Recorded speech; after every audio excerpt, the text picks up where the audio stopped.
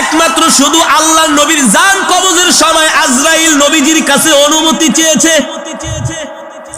আপনার আমার নবী বিশ্ব নবী, তার কাছে এসে আজরাইল বলে, ওগো আল্লাহর নবী, আল্লাহ তাআলা আমাকে পাঠিয়েছেন আপনার জান কবজ করার জন্য। কি পাঠিয়েছেন? কিন্তু আল্লাহ আমাকে নির্দেশ দিয়েছেন আগে আপনার থেকে অনুমতি নিতে হবে। যদি অনুমতি দেন জান কবজ করব, আর যদি অনুমতি না দেন খালি হাতে ফিরে যাব। আল্লাহু আকবার। এই মর্যাদাটা শুধু আপনার আমার নবীর ক্ষেত্রে, আর কারো বেলায় নয়। আজরাইল কাউকে গনে না, কারো কাছে আজরাইলের কোনো টাইম নাই। শুধু একমাত্র নবীর কাছে এসে বলেছেন, ওগো আল্লাহর নবী, আল্লাহ আমাকে পাঠিয়েছেন, আল্লাহ আপনার সাথে সাক্ষাৎ করতে চান। আল্লাহু আকবার। কে সাক্ষাৎ করতে চান? আল্লাহ আপনার সাথে সাক্ষাৎ করতে চান।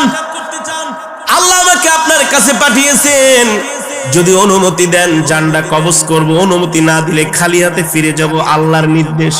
সুবহানাল্লাহ।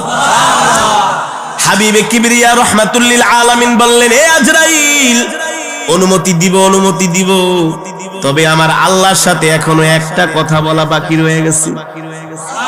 আর জোরে বলেন সুবহানাল্লাহ। কয়টা কথা? আরো জোরে বলেন, কয়টা কথা?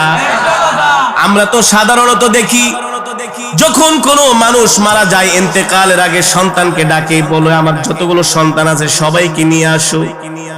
বড় সন্তানকে সবচেয়ে কাছে ডাকে, ছোট সন্তানকে ডাইকা বলে, তোর মায়ের খবর রাখিস, বোনগুলোর খবর রাখিস, ওই যে সম্পদগুলো রেখে গেলাম এগুলো তোরা ভাগ বাটোয়ারা করে নিয়ে আনিস, ঝগড়া ঠগড়া করিস না।